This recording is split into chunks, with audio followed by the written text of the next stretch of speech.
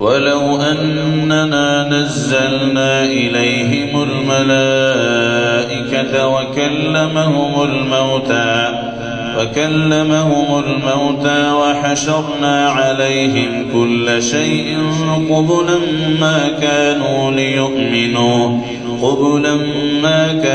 ليؤمنوا إلا أن يشاء الله ولكن أكثرهم يجهلون. وكذلك جعلنا لكل نبي عدوا شياطين الإنس والجن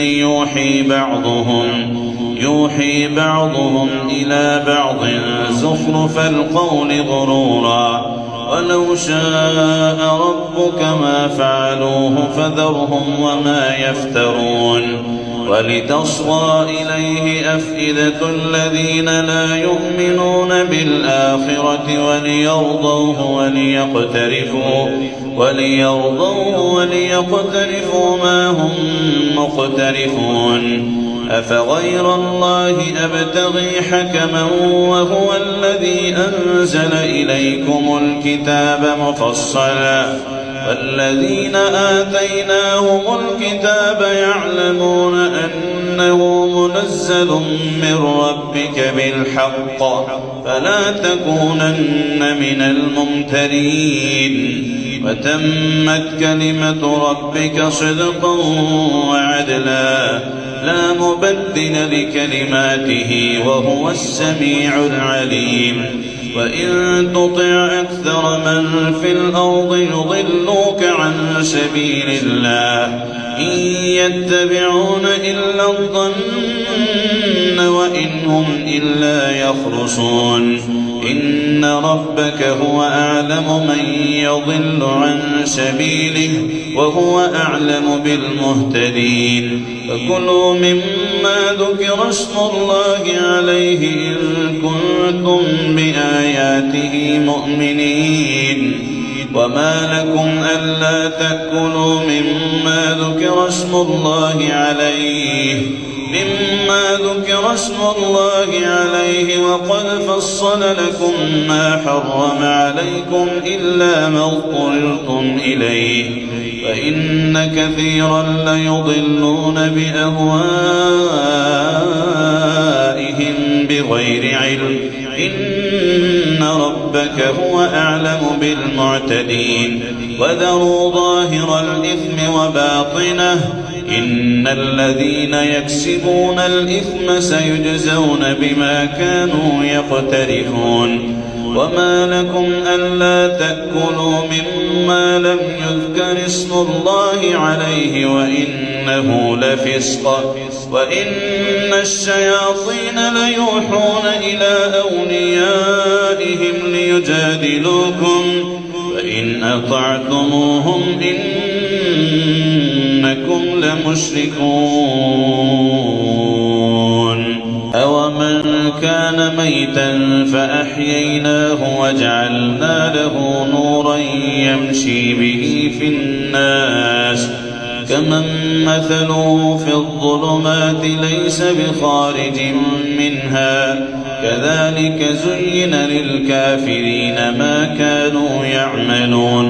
وكذلك جعلنا في كل قرية أكابر مجرميها ليمكروا فيها وما يمكرون إلا بأنفسهم وما يشعرون.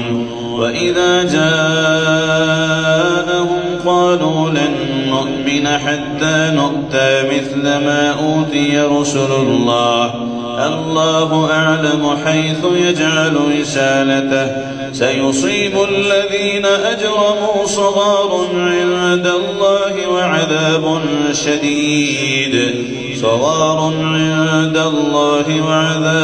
شديد بما كانوا يمكرون. فمن يرد الله أن يهديه يشرح صدره للإسلام ومن يرد أن يضله يجعل صدره ضيقا حرجا كأنما يصعد في السماء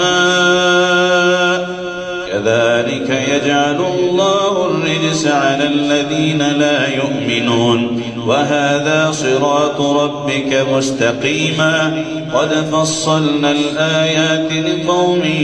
يذكرون لهم دار السلام عند ربهم وهو وليهم بما كانوا يعملون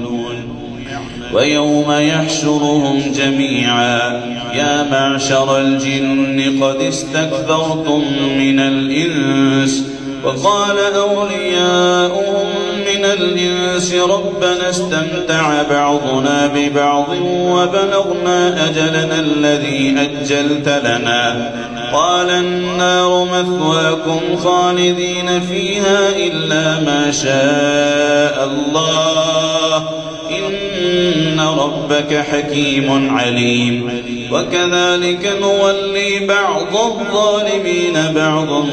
بما كانوا يكسبون يا معشر الجن والإنس ألم يأتكم رسل منكم يقصون عليكم آياتي وينذرونكم لقاء يومكم هذا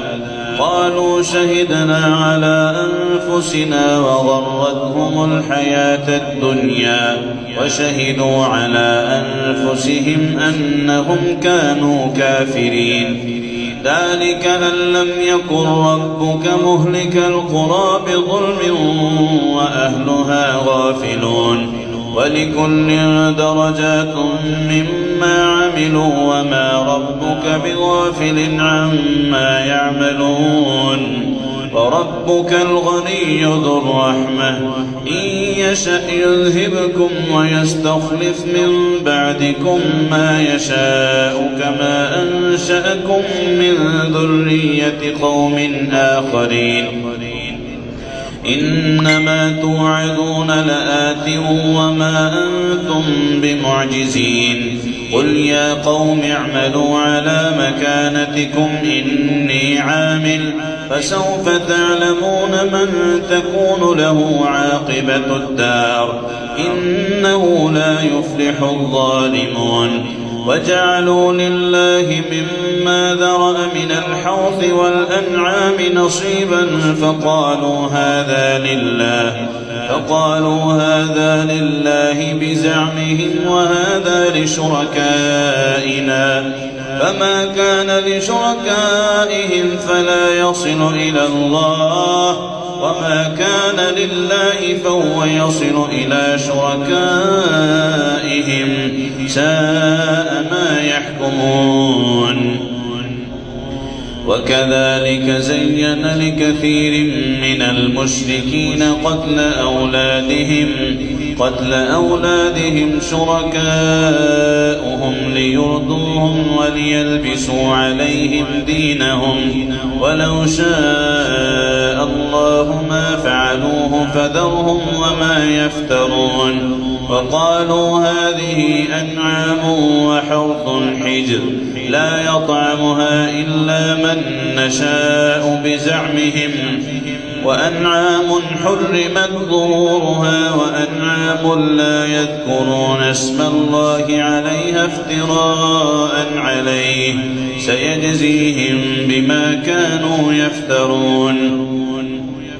وقالوا ما في بطون هذه الأنعام خالصة لذكورنا ومحرم على أزواجنا وإن يكن ميتة فهم فيه شركاء سيجزيهم وصفهم إنه حكيم عليم قد خسر الذين قتلوا أولادهم سفها بغير علم وحرموا ما رزقهم الله افتراء على الله قد ضلوا وما كانوا مهتدين وهو الذي أنشأ جنات معروشات وغير معروشات والنخل والزرع مختلفا أكله والزيتون والرمان متشابها وغير متشابه كلوا من ثمره إذا أثمر وآتوا حقه يوم حصاده ولا تسرفوا إنه لا يحب المسرفين. ومن الأنعام حمولة وفرشا كلوا مما رزقكم الله ولا تتبعوا خطوات الشيطان إنه لكم عدو مبين. 8 أزواج من الضأن 2 ومن المعز 2 قل الذكرين حرم أم الأنثيين أما اشتملت عليه أرحام الأنثيين نبئوني بعلم إن كنتم صادقين. ومن الإبل 2 ومن البقر 2 قل الذكرين حرم أم الأنثيين أما اشتملت عليه أرحام الأنثيين أم كنتم شهداء إذ وصاكم الله بهذا فمن أظلم ممن افترى على الله كذبا ليضل الناس بغير علم إن الله لا يهدي القوم الظالمين. قل لا أجد فيما أوحي إلي محرما على طاعم يطعمه إلا أن يكون ميتة أو دما مسفوحا أو لحم خنزير فإنه رجس أو فسقا أهل لغير الله به فمن اضطر غير باغ ولا عاد فإن ربك غفور رحيم. وعلى الذين هادوا حرمنا كل ذي ظفر ومن البقر والغنم حرمنا عليهم شحومهما إلا ما حملت ظهورهما أو الحوايا أو ما اختلط بعظم ذلك جزيناهم ببغيهم وإنا لصادقون. فإن كذبوك فقل ربكم ذو رحمة واسعة ولا يرد بأسه عن القوم المجرمين. سيقول الذين أشركوا لو شاء الله ما أشركنا ولا آباؤنا ولا حرمنا من شيء كذلك كذب الذين من قبلهم حتى ذاقوا بأسنا. قل هل عندكم من علم فتخرجوه لنا إن تتبعون إلا الظن وإن أنتم إلا تخرصون. قل فلله الحجة البالغة فلو شاء لهداكم أجمعين. قل هلم شهداءكم الذين يشهدون أن الله حرم هذا فإن شهدوا فلا تشهد معهم ولا تتبع أهواء الذين كذبوا بآياتنا والذين لا يؤمنون بالآخرة وهم بربهم يعدلون. قل تعالوا أتل ما حرم ربكم عليكم ألا تشركوا به شيئا وبالوالدين إحسانا ولا تقتلوا أولادكم من إملاق نحن نرزقكم وإياهم ولا تقربوا الفواحش ما ظهر منها وما بطن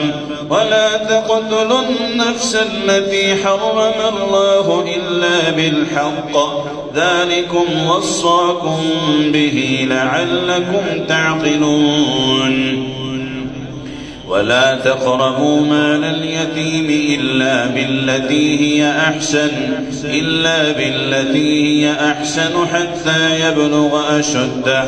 وأوفوا الكيل والميزان بالقسط لا نكلف نفسا إلا وسعها وإذا قلتم فاعدلوا ولو كان ذا قربى وبعهد الله أوفوا ذلكم وصاكم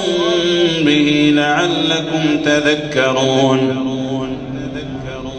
وأن هذا صراطي مستقيما فاتبعوه ولا تتبعوا السبل فتفرق بكم عن سبيله ذلكم وصاكم به لعلكم تتقون ثم آتينا موسى الكتاب تماما على الذي أحسن وتفصيلا لكل شيء وهدى ورحمة لعلهم بلقاء ربهم يؤمنون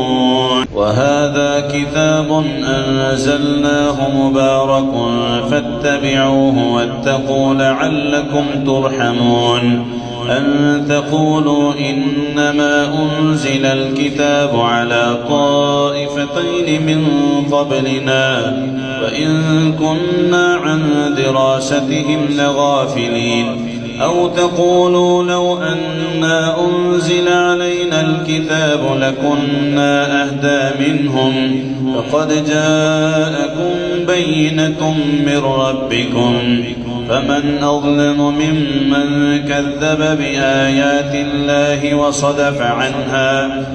سنجزي الذين يصدفون عن آياتنا سوء العذاب بما كانوا يصدفون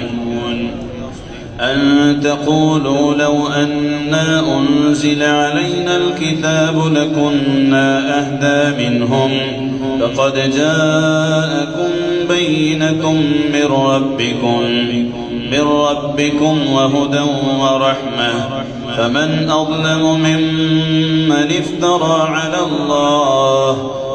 أظلم ممن كذب بآيات الله وصدف عنها سنجزي الذين يصدفون عن آياتنا سوء العذاب بما كانوا يصدفون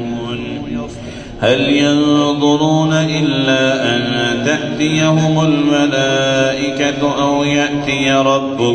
أو يأتي ربك أو يأتي بعض آيات ربك يوم يأتي بعض آيات ربك لا ينفع نفسا إيمانها لم تكن آمنت من قبل أو كسبت في إيمانها خيرا قل انتظروا إنا منتظرون إن الذين فرقوا دينهم وكانوا شيعا لست منهم في شيء إنما أمرهم إلى الله ثم ينبئهم بما كانوا يفعلون من جاء بالحسنة فله 10 أمثالها ومن جاء بالسيئة فلا يجزى إلا مثلها وهم لا يظلمون قل إنني هداني ربي إلى صراط مستقيم دينا قيما ملة إبراهيم حنيفا وما كان من المشركين قل إن صلاتي ونسكي ومحياي ومماتي لله رب العالمين لا شريك له وبذلك أمرت وأنا أول المسلمين قل أغير الله أبغي ربا وهو رب كل شيء ولا تكسب كل نفس إلا عليها ولا تزر وازرة وزر أخرى ثم إلى ربكم مرجعكم فينبئكم بما كنتم فيه تختلفون وهو الذي جعلكم خلائف الأرض ورفع بعضكم فوق بعض درجات ليبلوكم فيما آتاكم إن ربك سريع العقاب وإنه لغفور رحيم بسم الله الرحمن الرحيم ألف لام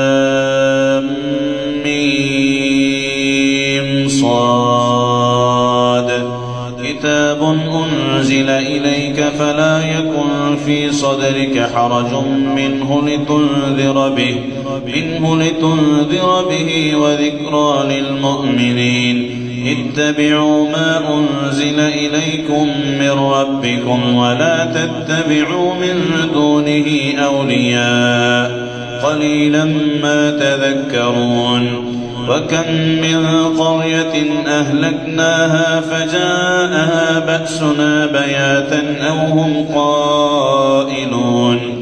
فما كان دعواهم إذ جاءهم بأسنا إلا أن قالوا إنا كنا ظالمين فلنسألن الذين أرسل إليهم ولنسألن المرسلين فلنقصن عليهم بعلم وما كنا غائبين والوزن يومئذ الحق فمن ثقلت موازينه فأولئك هم المفلحون ومن خفت موازينه فأولئك الذين خسروا أنفسهم بما كانوا بآياتنا يظلمون ولقد مكناكم في الأرض وجعلنا لكم فيها معايش قليلا ما تشكرون ولقد خلقناكم ثم صورناكم ثم قلنا للملائكة اسجدوا لآدم فسجدوا إلا إبليس لم يكن من الساجدين قال ما منعك ألا تسجد إذ أمرتك قال أنا خير منه خلقتني من نار وخلقته من طين قال فاهبط منها فما يكون لك أن تتكبر فيها فاخرج إنك من الصاغرين قال أنظرني إلى يوم يبعثون قال إنك من المنظرين قال فبما أغويتني لأقعدن لهم صراطك المستقيم ثم لآتينهم من بين أيديهم ومن خلفهم وعن أيمانهم وعن شمائلهم ولا تجد أكثرهم شاكرين قال اخرج منها مذءوما مدحورا لمن تبعك منهم لأملأن جهنم منكم أجمعين ويا آدم اسكن أنت وزوجك الجنة فكلا من حيث شئتما ولا تقربا هذه الشجرة فتكونا من الظالمين فوسوس لهما الشيطان ليبدي لهما ما وري عنهما من سوآتهما فقال ما نهاكما ربكما عن هذه الشجرة إلا أن تكونا ملكين أو تكونا من الخالدين فقاسمهما إني لكما لمن الناصحين فدلاهما بغرور فلما ذاقا الشجرة بدت لهما سوآتهما وطفقا يخصفان عليهما من ورق الجنة وناداهما ربهما ألم أنهكما عن تلكما الشجرة وأقل لكما إن الشيطان لكما عدو مبين قالا ربنا ظلمنا أنفسنا وإن لم تغفر لنا وترحمنا لنكونن من الخاسرين قال اهبطوا بعضكم لبعض عدو ولكم في الأرض مستقر ومتاع إلى حين قال فيها تحيون وفيها تموتون ومنها تخرجون يا بني آدم قد أنزلنا عليكم لباسا يواري سوآتكم وريشا ولباس التقوى ذلك خير ذلك من آيات الله لعلهم يذكرون يا بني آدم لا يفتننكم الشيطان كما أخرج أبويكم من الجنة ينزع عنهما لباسهما ليريهما سوآتهما إنه يراكم هو وقبيله من حيث لا ترونهم إنا جعلنا الشياطين أولياء للذين لا يؤمنون وإذا فعلوا فاحشة قالوا وجدنا عليها آباءنا والله أمرنا بها قل إن الله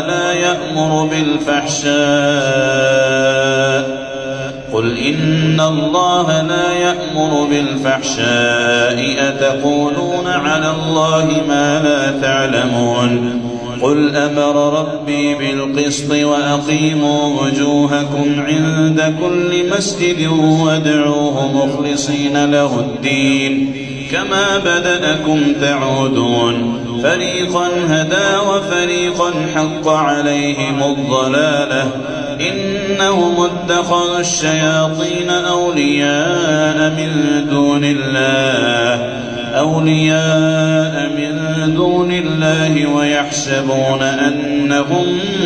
مهتدون يا بني آدم خذوا زينتكم عند كل مسجد وكلوا واشربوا ولا تسرفوا إنه لا يحب المسرفين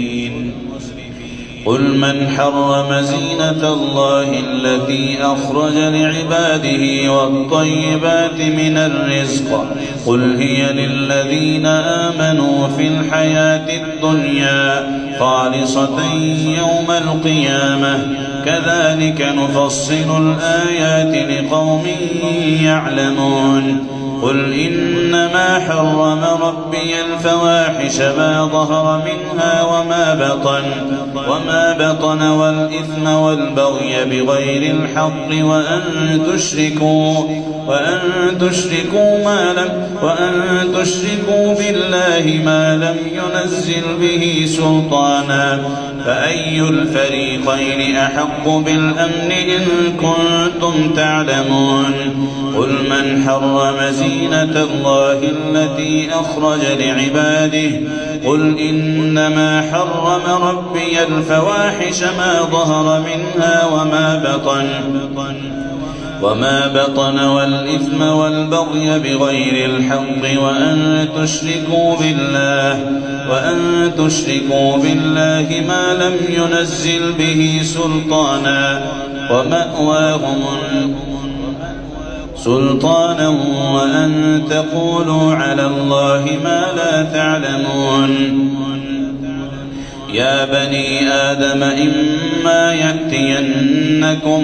ولكل أمة أجل فإذا جاء أجلهم لا يستأخرون عنه ساعة ولا تستقدمون قل إنما حرم ربي الفواحش ما ظهر منها وما بطن والإثم والبغي بغير الحق وأن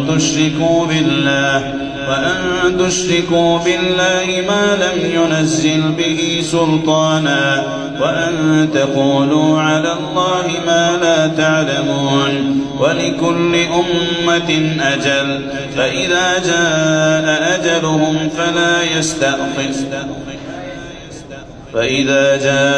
أجلهم لا يستأخرون ساعة ولا يستقدمون قل أمر ربي بالقسط وأقيموا وجوهكم ولكل أمة أجل فإذا جاء أجلهم لا يستأخرون ساعة ولا يستقدمون يا بني آدم إما يأتينكم رسل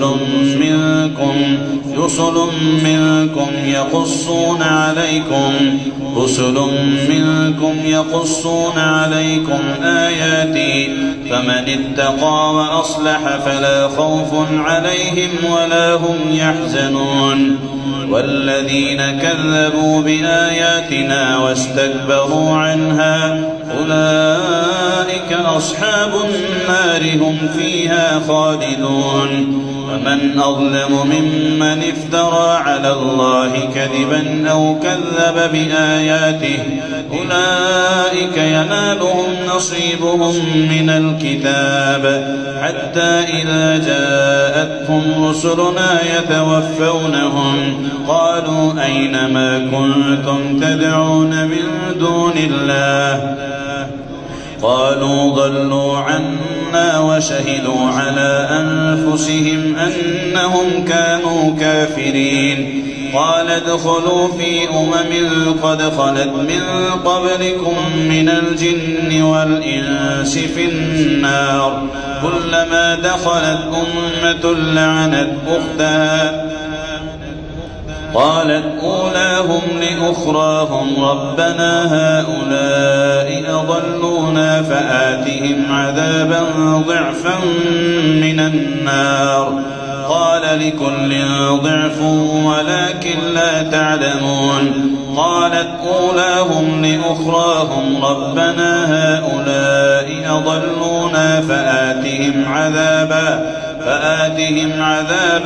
ضعفا من النار قال ادخلوا في قد خلت من قبلكم من الجن والإنس في النار كلما دخلت أمة لعنت أختها حتى إذا جاءوك يجادلونك يقول الذين كفروا حتى إذا اداركوا فيها جميعا قالت أخراهم لأولاهم ربنا هؤلاء أضلونا فآتهم عذابا ضعفا من النار قال لكل ضعف ولكن لا تعلمون وقالت أولاهم لأخراهم فما كان لكم علينا من فضل فذوقوا العذاب بما كنتم تكسبون إن الذين كذبوا بآياتنا واستكبروا عنها لا تفتح لهم أبواب السماء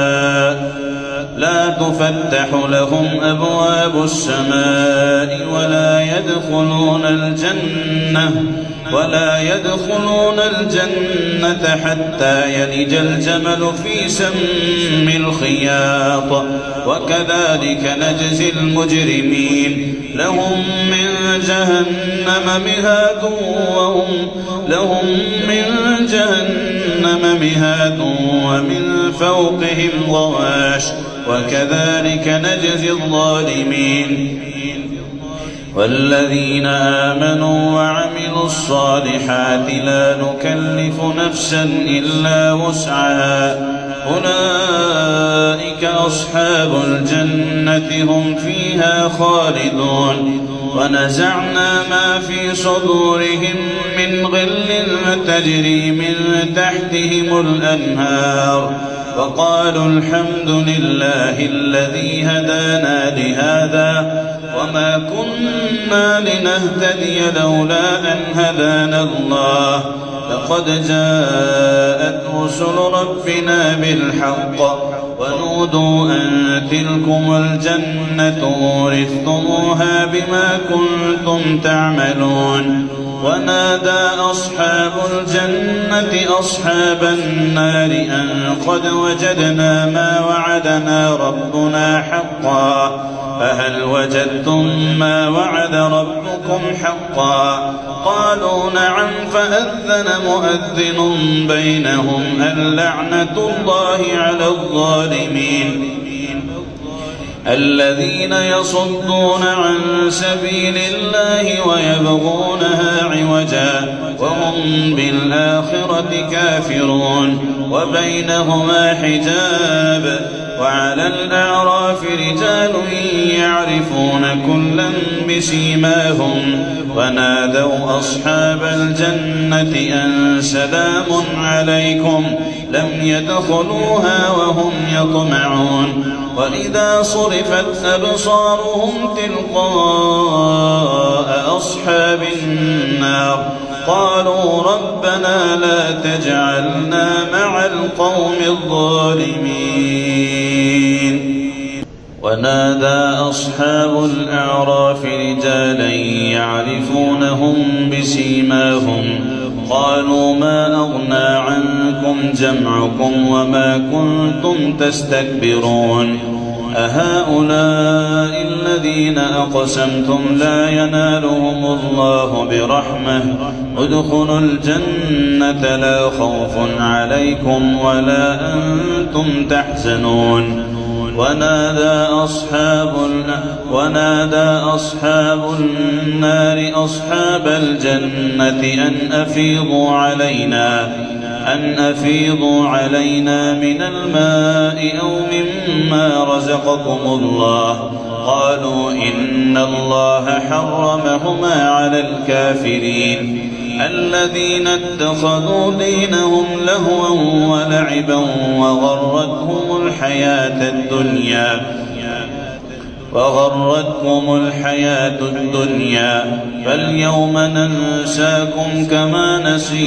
فاليوم ننساهم كما نسيتم لقاء يومكم هذا ونادى أصحاب النار أصحاب الجنة أن أفيضوا علينا من الماء أو مما رزقكم الله قالوا إن الله حرمهما على الكافرين الذين اتخذوا دينهم لهوا ولعبا وغرتهم الحياة الدنيا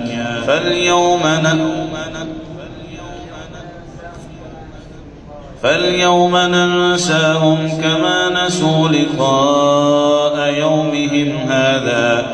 وما كانوا بآياتنا يجحدون ولقد جئناهم بكتاب فصلناه على علم هدى ورحمة لقوم يؤمنون هل ينظرون إلا تأويله يوم يأتي تأويله يقول الذين نسوه من قبل قد جاءت رسل ربنا بالحق فهل لنا من شفعاء فيشفعوا لنا أو نرد فنعمل غير الذي كنا نعمل قد خسروا أنفسهم وضل عنهم ما كانوا يفترون إن ربكم الله الذي خلق السماوات والأرض في 6 أيام ثم استوى على العرش يغشي الليل النهار يطلبه حثيثا والشمس والقمر والنجوم مسخرات بأمره ألا له الخلق والأمر تبارك الله رب العالمين ادعوا ربكم تضرعا وخفية إنه لا يحب المعتدين ولا تفسدوا في الأرض بعد إصلاحها وادعوه خوفا وطمعا إن رحمة الله قريب من المحسنين وهو الذي يرسل الرياح بشرا بين يدي رحمته حتى إذا أقلت سحابا ثقالا سقناه لبلد ميت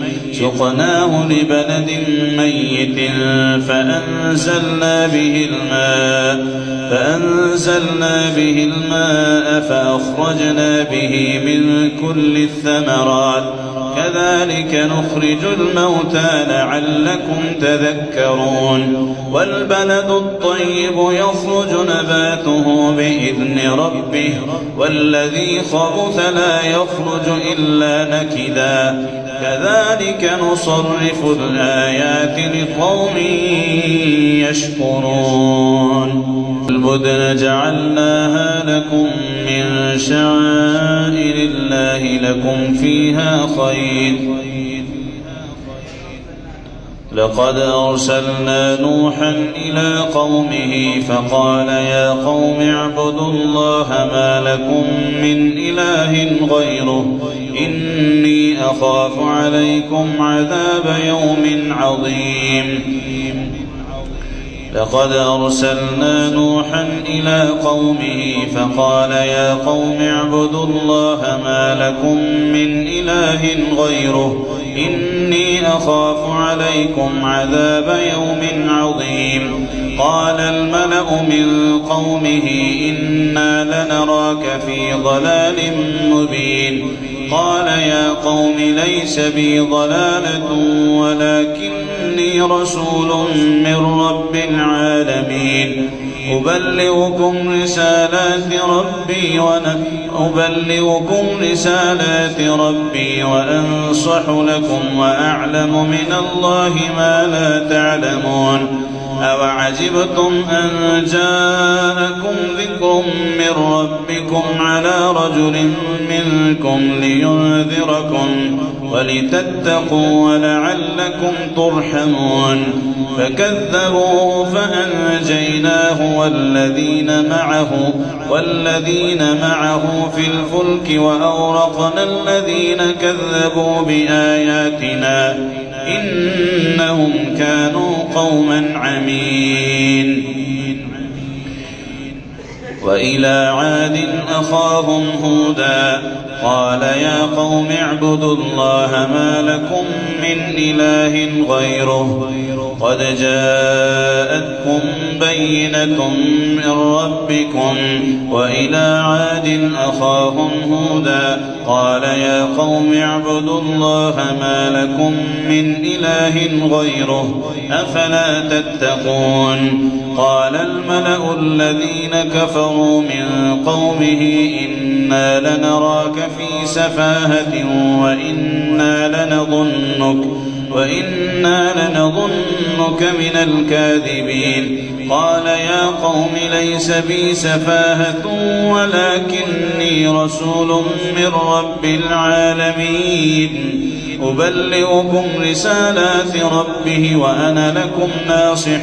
أمين أوعجبتم أن جاءكم ذكر من ربكم على رجل منكم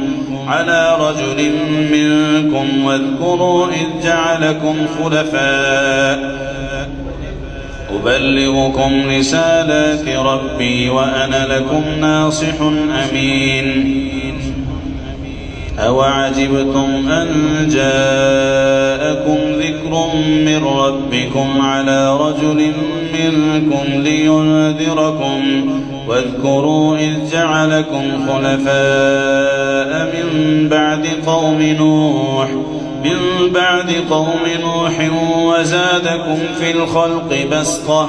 فاذكروا آلاء الله لعلكم تفلحون قالوا أجئتنا لنعبد الله وحده ونذر ما كان يعبد آباؤنا ونذر ما كان يعبد آباؤنا فأتنا بما تعدنا إن كنت من الصادقين قال قد وقع عليكم من ربكم رجس وغضب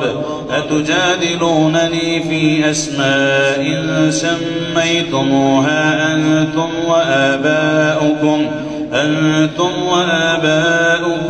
ما نزل الله بها من سلطان